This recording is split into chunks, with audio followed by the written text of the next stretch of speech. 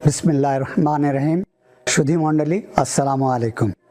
গত July August মাসে ছাত্র জনতা আন্দোলনে যারা শহীদ হয়েছেন তাদের আত্মার মাগফিরাত কামনা করছি এবং যারা আহত হয়েছেন তাদের দ্রুত আরোগ্য কামনা করছি। সদ্য বন্যায় যারা মৃত্যুবরণ করেছেন এবং ক্ষতিগ্রস্ত হয়েছেন তাদের জন্য প্রার্থনা করছি মহান আল্লাহ তাআলার কাছে। সরকার, ছাত্র জনতা যেভাবে ক্ষতিগ্রস্তদের পাশে আসে দাঁড়িয়েছে তা অত্যন্ত প্রশংসনীয়। আমি নিশ্চিত অতি সত্বর ক্ষতিগ্রস্ত পরিবারবর্গ তারা নিজ বাড়িতে ফিরে যেতে পারবে এবং দৈনন্দিন কাজে ব্যস্ত হয়ে যাবে। 5ই আগস্ট স্বৈরাচার সরকারের পতনের পর বিডিআর বিদ্রোহের কিছু প্রত্যক্ষদর্শীগণ এবং পরিবারবর্গ তাদের অভিজ্ঞতা তুলে ধরেছেন। আমিও আমার ভূমিকা আপনাদেরকে জানাতে চাই। বিডিআর বিদ্রোহ দমনে সেনাবাহিনী তথা সেনাপ্রধানের ভূমিকা সম্বন্ধে অনেকের জানা নেই এবং তারা নেতিবাচক ধারণা পোষণ করছেন। বিডিআর হত্যাকাণ্ডের উপর একটি বই আমি লিখেছি, যা সহসাই প্রকাশ করা হবে। বিদ্রোহের 15 বছর ধরে আমরা শুধু বিগত সরকারেরই কথা শুনে গেছি এবং প্রকৃত ঘটনা অনেক কিছুই আমাদের জানা নেই এবং জনগণও জানতে পারিনি। সরকার এ ব্যাপারে একটি তদন্ত আদালত গঠন করে এবং সেনাবাহিনীও একটি তদন্ত আদালত গঠন করে। যখন আমি সেনাবাহিনীর পক্ষ থেকে আদেশ দিয়েছি তদন্ত আদালতের, তখন আমাকে বলা হলো যে সরকার যখন তদন্ত আদালত করছে তখন আবার সেনাবাহিনীর পক্ষ থেকে এই আদালতের প্রয়োজনটা কি? প্রতি উত্তরে আমি বললাম, একই ঘটনায় বিভিন্ন পর্যায়ে তদন্ত আদালত হতে পারে। যদি একটা ব্যাটালিয়নে কোনো ঘটনা ঘটে, ব্যাটালিয়ন কমান্ডার তদন্ত আদালত করবেন, ব্রিগেড কমান্ডার করবেন, প্রয়োজন হলে ডিপ কমান্ডারও করতে পারেন। তদ্রূপ আমিও আমার 57 জন অফিসার হারিয়েছি। আমি মনে করি আমার দায়িত্ব, আমার জানার প্রয়োজন আছে, পুরো সেনাবাহিনী জানার প্রয়োজন আছে কেন তাদেরকে হত্যা করা হলো এবং এই হত্যা করার কারণ আমাকে বের করতে হবে। এরপরে তেমন কোনো কিছু আর উচ্চবাচ্য সরকার থেকে আসেনি। তবে এই তদন্ত আদালত করতে যেসব জিনিস প্রয়োজন তা সেইভাবে সরকার থেকে আমরা সাহায্য পাইনি। তদন্ত আদালতের নেতৃত্ব দিয়েছেন লেফটেন্যান্ট জেনারেল জাহাঙ্গীর আলম চৌধুরী এবং তার সাথে অন্যান্য মেম্বাররা ছিলেন। ওনাকে যে টার্মস অফ রেফারেন্স দেওয়া হয়েছে তিনি তা সম্পন্ন করতে পারেননি। কারণ হলো যারা এর সাথে জড়িত ছিল তারা মোস্টলি জেলে ছিল, তাদেরকে সম্মুখে আনা সম্ভব হয়নি, তাদেরকে প্রশ্ন করা সম্ভব হয়নি এবং যারা বিভিন্ন আলোচনায় এদের সাথে যুক্ত ছিল তাদেরও স্টেটমেন্ট নেওয়া সম্ভব হয়নি। সেই জন্য উনি টার্মস অফ রেফারেন্স অনুযায়ী ওনার দায়িত্ব পালন করতে সক্ষম হননি। সেনাবাহিনীর তদন্ত চলাকালীন জেনারেল জাহাঙ্গীর কয়েকবার আমার কাছে এসেছেন এবং ওনার প্রবলেমগুলো তুলে ধরেছেন। হাওয়েভার আমি নিশ্চিত যে উনি এখন স্বরাষ্ট্রমন্ত্রী হয়ে এই তদন্ত আদালত প্রয়োজন হলে পুনর্গঠিত করে সম্পূর্ণ তথ্য বের করে এবং কারা এর সাথে জড়িত দেশে এবং বাহিরে তার নির্ণয় সক্ষম হবেন। আপনাদেরকে জানাতে চাই যে এই নতুন সরকার যখন গঠন হয় তখনই আমি জেনারেল জাহাঙ্গীরকে টেলিফোন করি এবং ওনাকে রিকোয়েস্ট করি যাতে উনি এই তদন্ত আদালতের ব্যাপারে ব্যবস্থা নেন এবং জনগণ জানুক কারা এর সাথে জড়িত এবং কেন নিরপরাধ 57 জন অফিসারকে খুন করা হলো। কি ঘটেছিল সেদিন পিলখানায়, কারা এর সাথে জড়িত ছিল, কেন 57 জন অফিসার সহ মোট 74 জন অফিসারকে হত্যা করা হলো, সেনাবাহিনীর ভূমিকা কি ছিল তা আমি সংক্ষেপে বর্ণনা করছি। 25শে ফেব্রুয়ারি সকাল 7:30টায় সেনা সদরে প্রতিদিনের মতো তার কাজ শুরু করে। কর্মসূচিতে সেদিন একটি গুরুত্বপূর্ণ মিটিং ছিল, সেটা হলো জিএসপিসি মিটিং।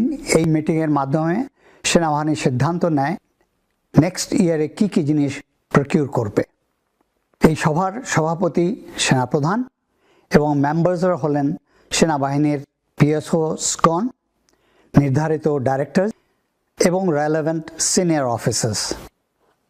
সেদিন সকাল থেকেই আমি এই জিএসপিসি মিটিং অ্যাটেন্ড করার প্রস্তুতি নিচ্ছিলাম। আনুমানিক সকাল 9:15টায় সিজিএস লেফটেন্যান্ট জেনারেল সিনা ইবনে জামালি আমার অফিসে আসেন এবং বলেন যে স্যার, আমাদের কাছে কিছু 81 মিলিমিটার মর্টার আছে যেটা সেনাবাহিনী ব্যবহার করে না। এটার গুদামজাত করা এবং রক্ষণাবেক্ষণ আমাদের জন্য টাফ হয়ে যাচ্ছে। তবে বিডিআর 81 মিলিমিটার মর্টারগুলো ব্যবহার করে। আপনি যদি ডিজিবিডিআর এর সাথে কথা বলেন তাহলে তারা যদি হেড ট্রান্সফার করে নিয়ে যায় আমাদের অনেক উপকার হবে। আমি প্রস্তাবের গুরুত্ব অনুধাবন করে এডিসি ক্যাপ্টেন জুনায়েদকে বলি ডিজিবিডিআরকে টেলিফোনে সংযোগ দেওয়ার জন্য, এবং সে সংযোগ দিল। শুভেচ্ছা বিনিময়ের পরে ডিজিবিডিআর জেনারেল শাকিলের সাথে আমার কথা শুরু হয় এবং আমি ওনাকে 81 মিলিমিটার মর্টার গ্রহণের জন্য প্রস্তাব দিই। তিনি সানন্দে গ্রহণ করলেন। পরে গতকালের বার্ষিক প্যারেডের প্রশংসা করে কনভারসেশন সমাপ্তি করি। কনভারসেশনে মনে হয়েছে he is an high moral. এখন পর্যন্ত বিদ্রোহীদের পরিকল্পনা সম্বন্ধে তিনি কিছুই জানতেন না বলে আমার বিশ্বাস। যদি জানতেন তাহলে নিশ্চয়ই তিনি আমাকে অবহিত করতেন। 9:02 বাকি আমি এবং সিজিএস জিএসপিসি মিটিংয়ের জন্য কনফারেন্স রুমের উদ্দেশ্যে যাত্রা করি। হয়তো জেনারেল শাকিল তার অফিস থেকে সেন্ট্রাল দরবারে অ্যাটেন্ড করার জন্য একই সময়ে অফিস ত্যাগ করেন। সকাল 9টায় জিএসপিসি মিটিং শুরু হয় এবং আমরা ব্যস্ত হয়ে যাই আমাদের পারচেজের ব্যাপারে।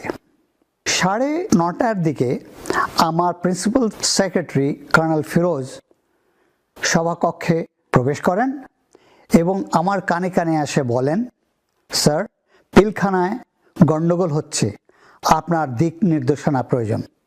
মনে মনে ভাবলাম একটু আগেই তো ডিজিবিডিআর এর সাথে কথা হলো, হঠাৎ কি হলো?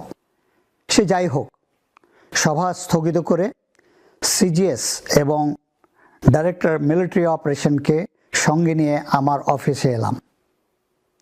ঘটনা সম্বন্ধে বিস্তারিত জানার জন্য আমি জেনারেল শাকিল এবং প্রাক্তন প্রধানমন্ত্রীকে টেলিফোনে সঙ্গে দেওয়ার জন্য এডিসি ক্যাপ্টেন জুনায়েদকে নির্দেশ দেই। তাদের ফোন কন্টিনিউয়াসলি ব্যস্ত ছিল এবং তাৎক্ষণিক সংযোগ দেওয়া সম্ভব হয়নি। এরই মধ্যে সামরিক গোয়েন্দার মাধ্যমে পিলখানা সম্বন্ধে তথ্য আসা শুরু করলো এবং আমাকে জানানো হলো যে কি ঘটছে পিলখানায়।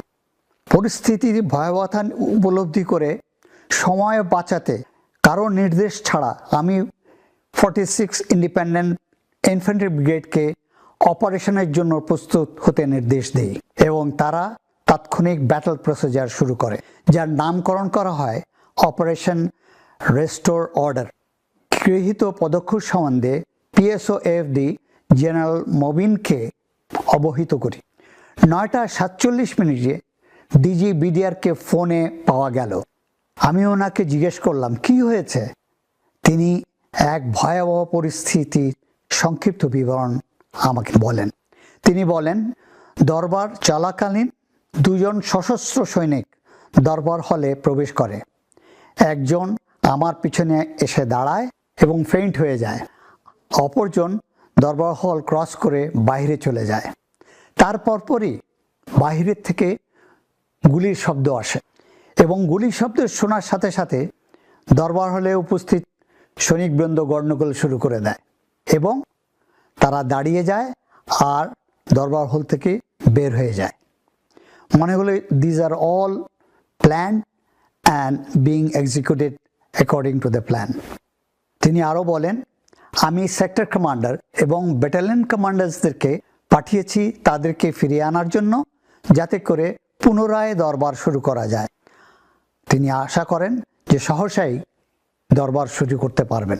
আমি তাকে জানাই যে পরিস্থিতি মোকাবেলা করার জন্য 46 ইন্ডিপেন্ডেন্ট ইনফ্যান্ট্রি ব্রিগেডকে প্রস্তুত হওয়ার জন্য আদেশ দিয়েছি এবং সহসাই তারা পিলখানার উদ্দেশ্যে যাত্রা করবে। অনেকে মনে করেন যে ডিজিবিডিআর সাহায্যের জন্য আমাকে টেলিফোন করেছেন। এটা সত্য নয়। আমি ডিজিবিডিআরকে ফোন করি এবং আমরা কি ব্যবস্থা নিচ্ছি তা ওনাকে জানিয়ে দেই।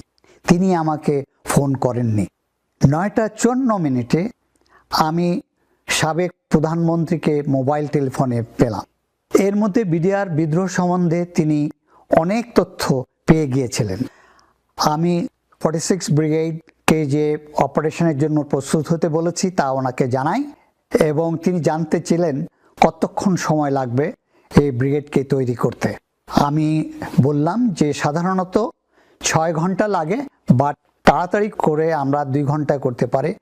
আমি অলরেডি কমান্ডার 46 ব্রিগেডকে বলেছি যত তাড়াতাড়ি পারে তারা যেন প্রস্তুত হয়। আমি ওনার থেকে এই ব্রিগেডটাকে পিলখানা যাত্রা শুরু করার জন্য আদেশ ছিলাম।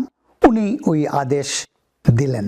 আদেশ পাওয়ার পূর্বে ব্রিগেডটি নর্মাল ট্রেনিং অ্যাক্টিভিটিসে ব্যস্ত ছিল। অস্ত্র কোথে, গোলাবারুদ ম্যাগাজিনে, সামরিক যানবাহন গ্যারাজে, ওয়্যারলেস সেট এবং অন্যান্য সরঞ্জামাদি স্টোরে, এসব একত্রিত করে কমান্ড স্ট্রাকচার প্রস্তুত করতে সময়ের প্রয়োজন। তবে 46 ব্রিগেড 1 ঘন্টার মধ্যে তৈরি হয়ে যাত্রা শুরু করে।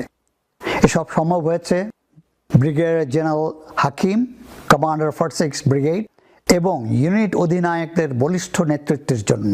ব্রিগেড কমান্ডারের নেতৃত্বে 10 জন অফিসার এবং 655 জন সৈনিক নিয়ে উনি পিলখানার উদ্দেশ্যে যাত্রা করেন।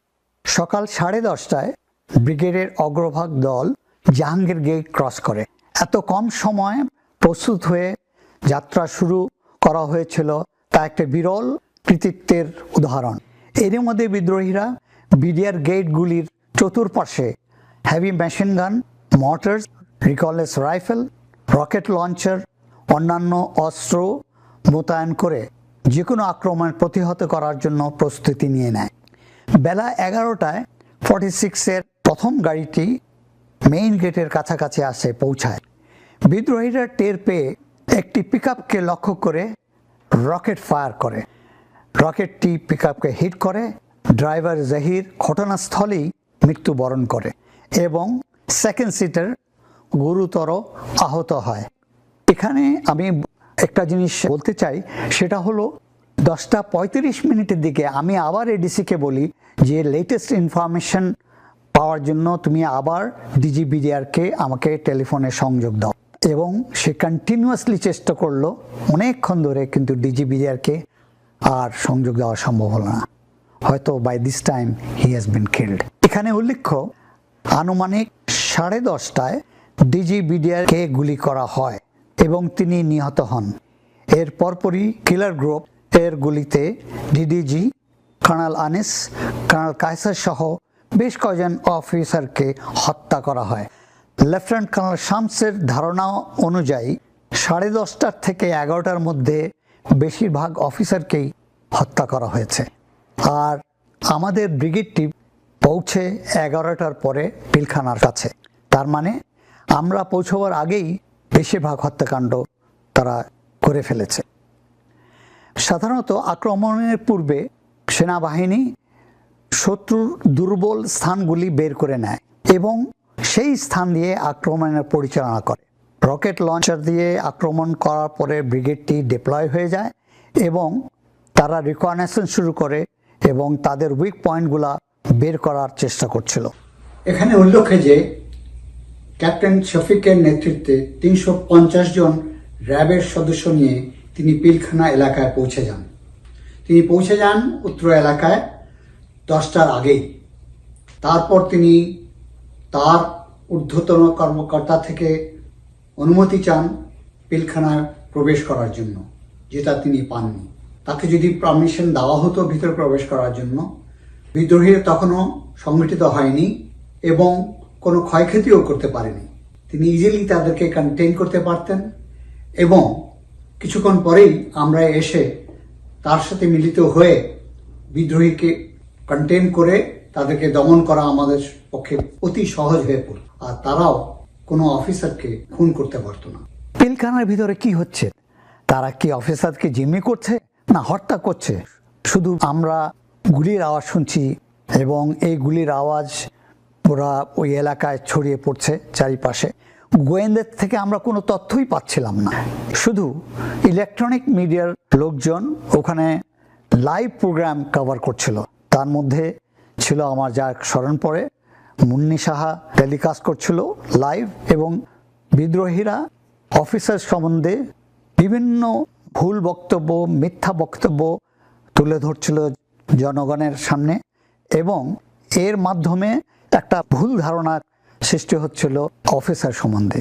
এছাড়াও বিডিআর অন্যান্য ক্যাম্পে এই বিদ্রোহী ছড়িয়ে দিতে সাহায্য করছে। সেনাপ্রধানের ক্লোজ প্রোটেকশনের জন্য একটি সেকশন কমান্ডো ঢাকায় থাকে।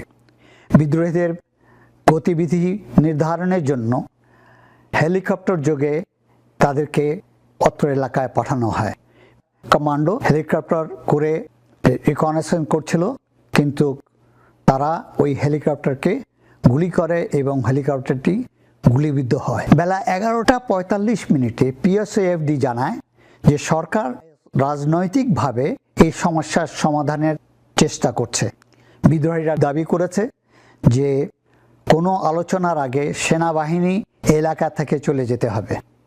তাই সরকার আদেশ করলো যে 46 ব্রিগেড এবং অন্যান্য যারা সেনাবাহিনীর পক্ষ থেকে এখানে আসছে সবাই should be out of sight, এবং বলা হলো যে অ্যাটলিস্ট 2 কিলোমিটার উত্তরে যেন চলে যায়, আর যদি সমঝোতা না হয় ওদের সাথে তাহলে সামরিক অভিযান পরিচালনা করা হবে। আনুমানিক বেলা 12টায় পিএসএফডি আমাকে টেলিফোন করে এবং বলে জরুরি ভিত্তিতে আমি যেন প্রাক্তন প্রধানমন্ত্রীর সাথে যমুনায় দেখা করি। তিনি কেনই বা আমাকে এই সময় যেতে বললেন, কারণ ওই সময় প্রত্যেকটা minute is very important. However সিজিএসকে আমি সবকিছু বুঝিয়ে দিয়ে যমুনার উদ্দেশ্যে রওনা হলাম। পথিমধ্যেই যা জিনিসটা দেখলাম যে স্পেশালি যমুনা ভবনের কিছু সম্মুখে আরআর ডিপ্লয় করা হয়েছে, as if somebody is going to attack Jamuna. সেনাবাহিনীর দৃষ্টির আড়াল হওয়ার পর বেলা 1টার দিকে সাদা পতাকা নিয়ে প্রাক্তন প্রতিমন্ত্রী জাহাঙ্গীর কবির নানক ও হুইপ মির্জা আজম মেইন গেট দিয়ে আলোচনার জন্য পিলখানার ভিতরে প্রবেশ করে। এরই মধ্যে সরকার থেকে বলা হলো যে সেনাবাহিনী মেইন গেট এলাকা প্রোটেক্ট করবে এবং পুলিশ করবে আর এক সাইডে, র্যাব করবে অন্য সাইড থেকে।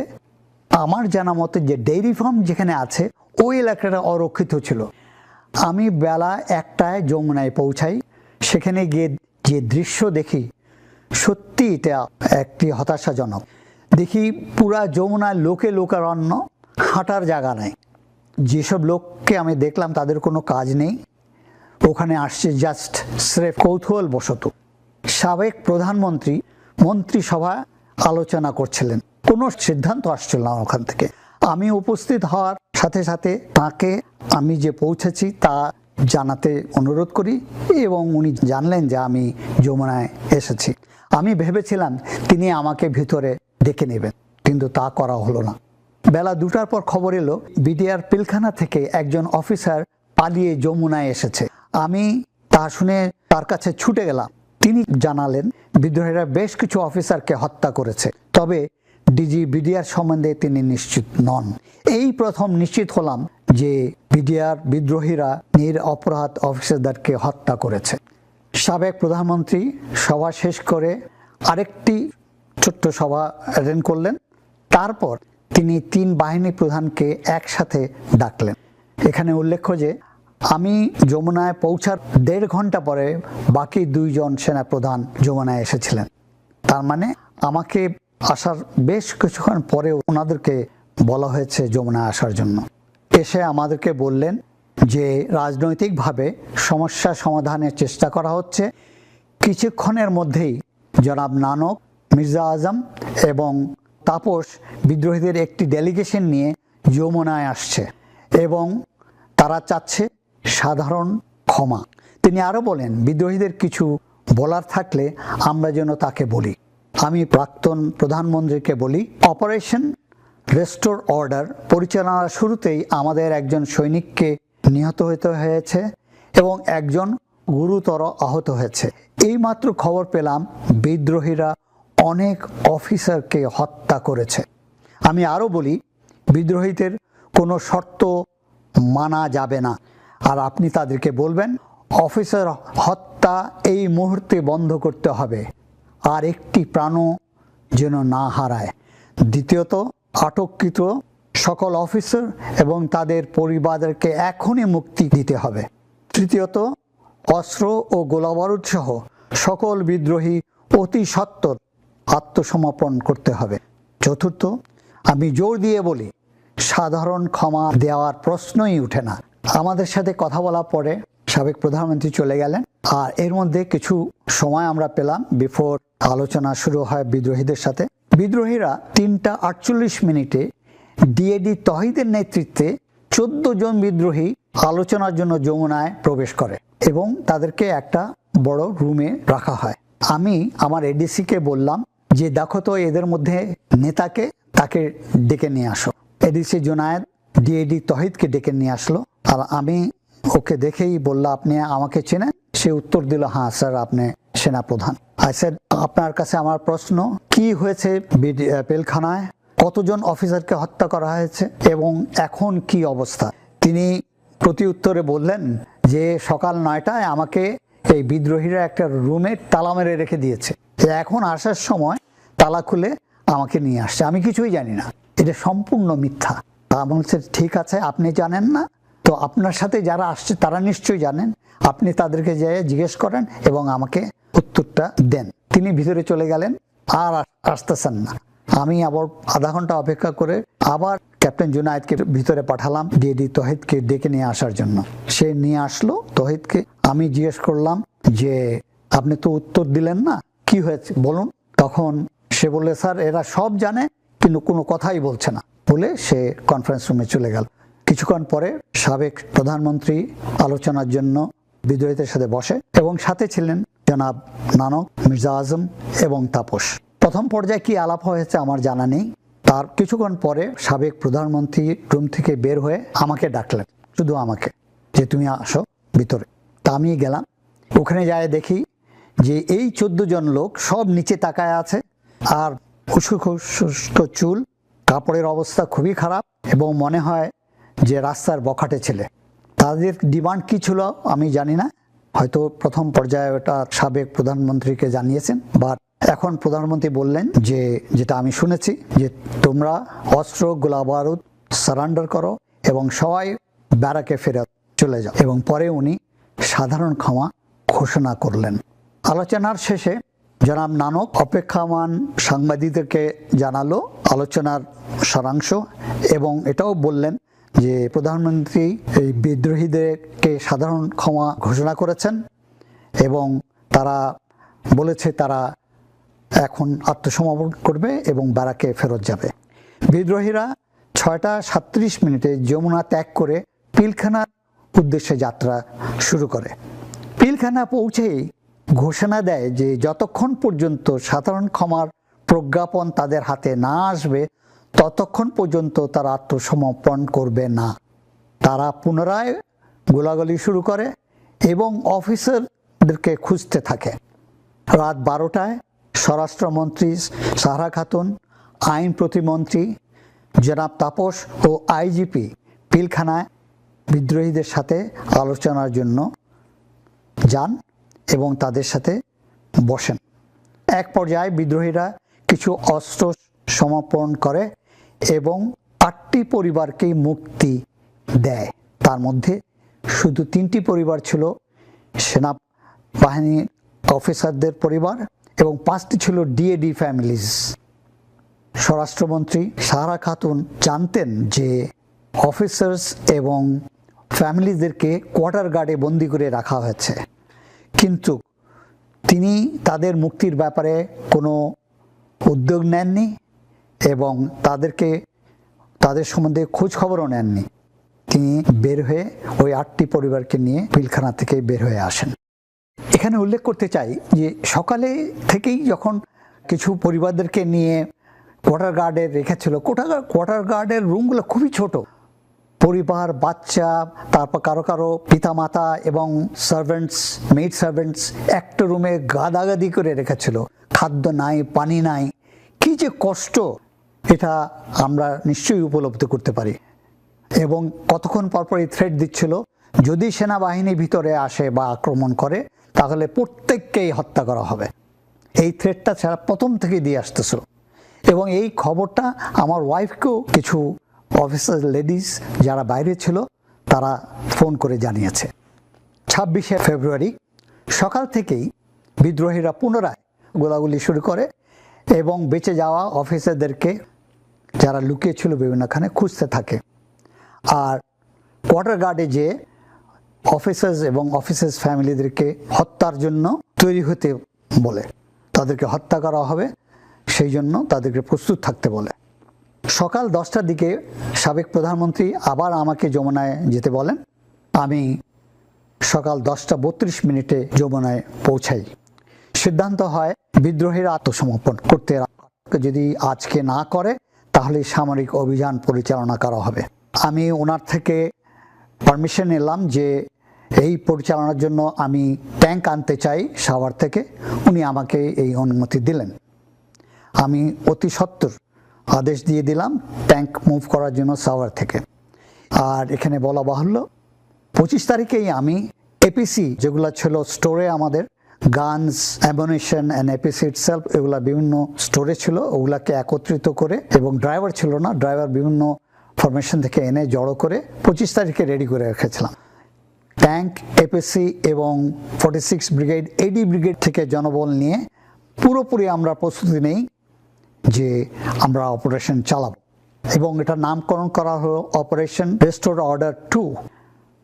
আমাদের এই প্রস্তুতি দেখে এবং ট্যাঙ্ক আসতে শুনে বিদ্রোহীরা উঠে পড়ে লাগলো যে তারা সম্পূর্ণভাবে আত্মসমর্পণ করতে প্রস্তুত এবং কোনো শর্ত ছাড়া। এর মধ্যে প্রাক্তন প্রধানমন্ত্রী 2:18 জাতির উদ্দেশ্যে ভাষণ দিলেন। বিদ্রোহীদেরকে আত্মসমর্পণ করার সময় সীমা বেঁধে দিলেন, যেটা আমি ওনাকে সাজেস্ট করেছি। সেনাবাহিনী আক্রমণ প্রস্তুতি দেখে সাভার থেকে ট্যাঙ্ক আসছে শুনে বিদ্রোহীরা আলোচনা করতে অতি আগ্রহী হয়ে পড়ে। 4:48 আমাকে বলা হয় বিদ্রোহীরা কোনো শর্ত ছাড়াই সম্পূর্ণভাবে আত্মসমর্পণ করতে রাজি হয়েছে এবং কিছুক্ষণ পরেই সব গেটে তারা সাদা পতাকা উত্তোলন করে।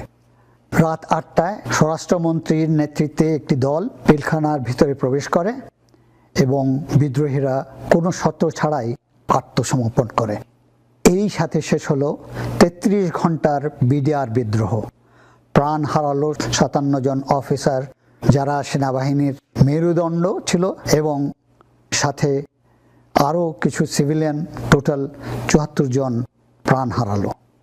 পরিশেষে আমি আশা করব একটি সুষ্ঠু তদন্তের মাধ্যমে প্রকৃত তথ্য বের করে যারা এখনও দোষী চিহ্নিত হয়নি এবং এর সাথে জড়িত ছিল তাদেরকে আইনের আওতায় এনে সঠিক বিচার করা।